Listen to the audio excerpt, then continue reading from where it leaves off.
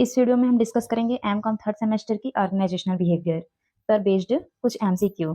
तो first question हमारे screen पर ये रहा, organisational behaviour is the study of option A human behaviour, option B group behaviour, option C human behaviour and group behaviour both. तो यहाँ पे organisational behaviour is study of human behaviour and group behaviour both, option C is correct. Then second question है की element of human behaviour are, जो की element है human behaviour के वो कितने हैं, तो 6 5 4, तो आंसर हो जाएगा 5। थर्ड क्वेश्चन है organisational behaviour is directly concern with the understanding, prediction and control of human behaviour in organisation.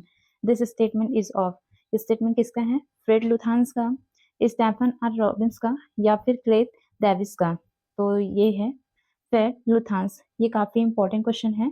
Understanding, prediction and control of human behaviour in organisation, this statement is Fred Luthans ने दिया है।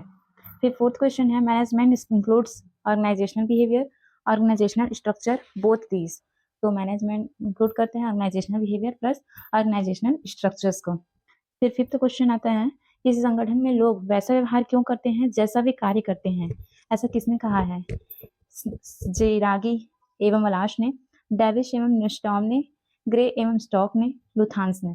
तो answer C is correct, Gray एवं Stock ने ऐसा कहा है कि किसी संगठन में लोग वैसा व्यवहार क्यों करते हैं जैसा भी कार्य करते हैं। ठीक, फिर छठवां क्वेश्चन आता है संगठनात्मक व्यवहार के निम्नलिखित तत्व नहीं होते हैं, मानव, मशीन, संरचना, सरकार। तो संगठनात्मक व्यवहार के निम्नलिखित तत्व में कौन नहीं होता, सरकार नहीं होते, तो ऑप्शन डी सही हो जाएगा। फिर है सेवन क्वेश्चन, संगठनात्मक व्यवहार के निम्नलिखित कार्य हैं, ऑप्शन ए मानवीय संसाधनों का श्रेष्ठतम उपयोग, ऑप्शन बी उत्पादकता में वृद्धि, ऑप्शन सी संगठन में विकास, ऑप्शन डी इनमें से सभी। तो संगठनात्मक व्यवहार के निम्नलिखित कार्य ये जितने दिख रहे हैं, मानवीय संसाधनों का श्रेष्ठतम उपयोग, उत्पादकता में वृद्धि और संगठन में विकास, ये सारे ही हैं इसके आंसर, इसलिए ऑप्शन डी इनमें से सभी। फिर आता है एट्थ क्वेश्चन, संगठनात्मक व्यवहार का कौन सा मॉडल आर्थिक संसाधन पर निर्भर करता है, autocratic model, custodial model, supportive model, या फिर नॉन ऑफ दिस। तो ये चारों में से ही कस्टोडियल मॉडल, जिसे अभिरक्षक मॉडल कहा जाता है, इस मॉडल पर क्या है, आर्थिक संसाधन पर निर्भर है संगठनात्मक व्यवहार। तो ये रहा आपका eighth question. And ninth question आता है तानाशाही मॉडल, जिसके बोलते हैं ऑटोक्रेटिक मॉडल, निम्न पर निर्भर करता है। तो पुरस्कार, समर्थन, शक्ति और इनमें से सभी। इस पे ऑटोक्रेटिक मॉडल जो है शक्ति पर निर्भर करता है, जो तानाशाही मॉडल है बेसिकली शक्ति पर निर्भर करता है, पावर। फिर नेक्स्ट क्वेश्चन हमारे स्क्रीन पर है human being are lazy and must be carefully handled, this assumption is given by Weber, Mayo, Hamilton, Taylor. तो human being are lazy must be carefully handled is given by Taylor. Second question है the blank model depends upon economic resources. तो यहाँ पे भी just हमने economic resources के लिए दिखा कस्टोडियल मॉडल, कस्टोडियल मॉडल इसका आंसर होगा। फिर थर्ड क्वेश्चन है autocratic model depends upon power, इसे भी जस्ट अभी हमने डिस्कस करा, ऑटोक्रेटिक मॉडल किस पर डिपेंड रहता है, पावर पे। फिर फोर्थ क्वेश्चन है diversity of O B can be in, O B stand for organisational behaviour. तो यहाँ पे आंसर है कल्चरल, ग्लोबल, बोथ। जो कल्चरल और ग्लोबल है दोनों ही डाइवर्सिटी है ओबी के। फिफ्थ क्वेश्चन है distance between two social system is known as cultural shock, cultural change, cultural contingencies, या नॉन ऑफ द अबव। तो distance between two social system is known as none of this, जितने option दिए गए हैं उनमें से कोई नहीं है। फिर छठवां है global diversity contains political conditions, social condition, economic conditions, all of the above. तो global diversity contains all, political, social and economic condition all. Next question आपके सामने यहाँ पे है जो emergencies of ethical perspective in management topic से है। यहाँ पे देखिए फर्स्ट क्वेश्चन क्या है, व्यवसायिक उपक्रम में नीति शास्त्रीय आयाम को लागू करने से क्या होता है, loss in business, fall in the quality of products, depreciation in the moral value of managers, या इंक्रीज इन रिपुटेशन। तो यहाँ पे होगा जो उसका रिपुटेशन है उसमें इंक्रीमेंट दिखाई देता है, यानी कि ख्याति में वृद्धि। फिर सेकंड क्वेश्चन है प्रबंध में नीति शास्त्रीय आयाम लागू करने का परिणाम होता है increase in ethical standard of managers. Next हम देखेंगे यहाँ पे attitude, perception, learning, personality and transactions related कुछ एमसीक्यूज। जैसा कि हम फर्स्ट क्वेश्चन हमें नजर आ रहा है, मनोवृत्ति में परिवर्तन लाया जा सकता है, यानी कि attitude can be changed by peer, by education and training, by filling information gap, by all this. तो यहाँ पे जितने भी मैटर दिए गए हैं ऑप्शन ए बी सी सारे इसके आंसर होंगे, मतलब by all this, option D is correct. फिर सेकंड क्वेश्चन है, मनोवृत्तियों वस्तुओं व्यक्तियों अथवा घटनाओं के संबंध में अनुकूल अथवा प्रतिकूल मूल्यांकनात्मक कथन है। यह कथन है, attitudes are evaluative statements either favorable or unfavorable concerning objects, people or events. This statement is of Stephen. यह कथन किसका है? स्टेफन का है। फिर थर्ड क्वेश्चन है, अवबोधन स्थितियों के प्रति जागरूक होने तथा संवेदनाओं के साथ अर्थपूर्ण संबंधों को जोड़ने की प्रक्रिया है। यह परिभाषा दी है, perception is the process of becoming aware of a situation and adding meaningful associations to sensation. This definition has been given by Von Haller Gilmer. Von Haller Gilmer के द्वारा ये स्टेटमेंट दिया गया है। देन फोर्थ क्वेश्चन है, perception is intellectual process, cognitive process, subjective process और all of this above. So जो आपका परसेप्शन है वो सारे ही intellectual, subjective and cognitive process तीनों ही हैं, यानी कि ऑल हो जाएगा यहाँ पे। फिर फिफ्थ क्वेश्चन है, internal factor of perception is size, belief, intensity, motion. Internal factor of perception is belief. Six question है, external factor of perception is. अब एक्सटर्नल फैक्टर क्या है परसेप्शन का? Internal needs, exception, expectations, disposition या repetition. तो repetition जो करते हैं वो एक्सटर्नल फैक्टर्स हैं और इंटरनल फैक्टर बिलीफ होता है। नेक्स्ट है, suggestion for improvement in perception is contrast, intensity, open communication या स्टेटस। अगर किसी को परसेप्शन में इम्प्रूवमेंट करनी है तो उसके लिए ओपन कम्युनिकेशन सही होगा। तो answer communication, open communication. Eighth question है, individual learns from by seeing, by observation, by practice, by all of them. या option D is correct, all of them. फिर है, learning is any relatively permanent change in behaviour occurs as a result of experience. This definition has been given by Robbins. ये जो statement है, learning is any relatively permanent change, this statement is given by Robbins. Then 10th question है, theories of learning are 2, 4, 5, 6 कौन सा? तो theories of learning are 6 type से हैं। अगर हम लर्निंग की थ्योरीज की बात करें तो 6। Then determinants of a personality are biological, cultural, situational, all this. या option D, all this determinate कर सकते हैं हम पर्सनालिटी को सभी अलग अलग तरीके से। फिर 12th क्वेश्चन है, biological factors do not includes. Biological factors में कौन सा इंक्लूड नहीं है? Cultural factors, heredity, ability of brain या फिजिकल फीचर्स। तो यहाँ पे जो कल्चरल फैक्टर्स है ये बायोलॉजिकल फैक्टर्स में इंक्लूड नहीं है। फिर नेक्स्ट क्वेश्चन है, personality is the sum total of innate and acquired dispositions. This statement is of. This statement is option C, Valentine. Valentine का है। फिर क्वेश्चन आता है, according to Erikson stage of personality development are 8। जो personality development के stage हैं वो 8 हैं, तो ऑप्शन सी इज करेक्ट। फिर है, ego states are, ego state कितने हैं? तो 3 है ईगो स्टेट, अहम स्थितियां जिसे बोलते हैं। फिर नेक्स्ट क्वेश्चन है, अहम स्थितियों में से सर्वश्रेष्ठ अहम स्थिति होती है। Among the ego states the best ego state is वयस्क अहम स्थिति, जिसे इंग्लिश में कहेंगे एडल्ट ईगो स्टेट, जो कि वही आंसर है, एडल्ट ईगो स्टेट। फिर नेक्स्ट क्वेश्चन है, लाइफ पोजिशंस आर 4, 5, 6, 8। जो लाइफ पोजिशन है वो 4 है, लाइफ पोजिशन 4। फिर नेक्स्ट है, transactional analysis is an intellectual tool to understand the basis of human behavior and feeling. This definition has been given by Thomas Harris. This statement किसका है? Thomas Harris का है। तो इस तरीके से आप ऑर्गेनाइजेशनल बिहेवियर की अलग अलग एमसीक्यू सीरीज कर पा रहे हैं। ये सारे क्वेश्चन आए हुए हैं एग्जाम में, जिससे आपको भी पढ़ने में हेल्प मिलेगा।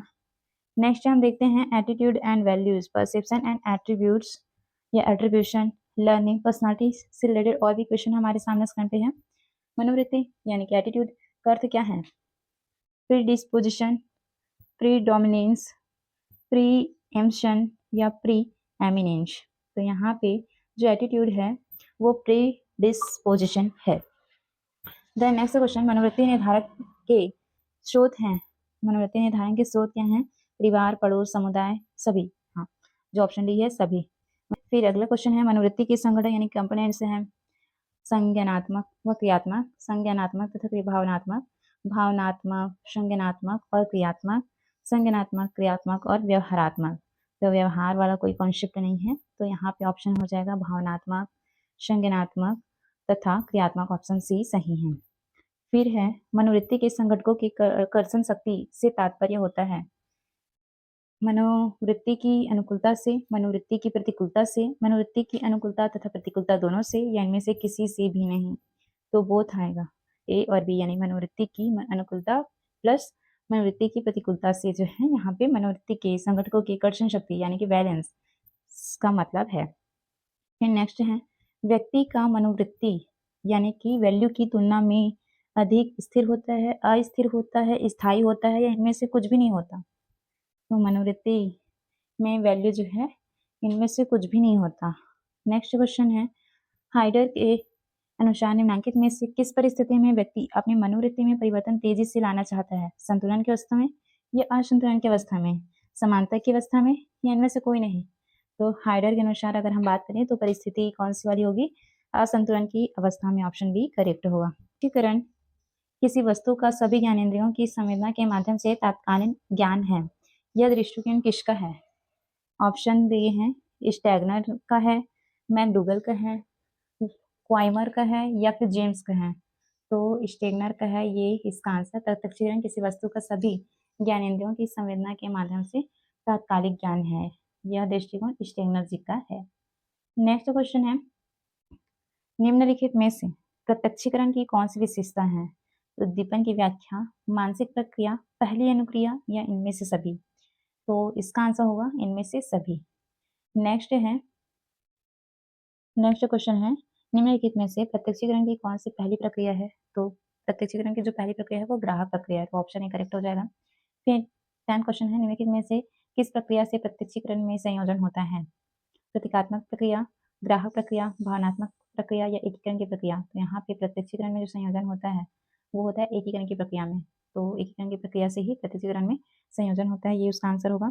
फिर नेक्स्ट क्वेश्चन है, गेस्टाल्ट वादियों के मुताबिक किसका प्रत्यक्षण पहले होता है?